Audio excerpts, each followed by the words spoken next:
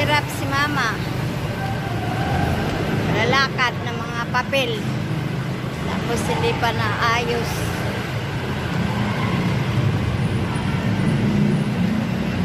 Sumuka na si mama sa sasakyan. Sobrang init kasi pagod. Layo nang nararating. Tapos uwi na naman kami dito sa Fairview.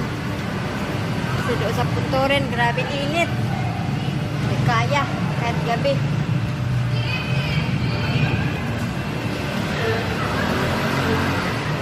Naman, ang hina na sa kalalakad.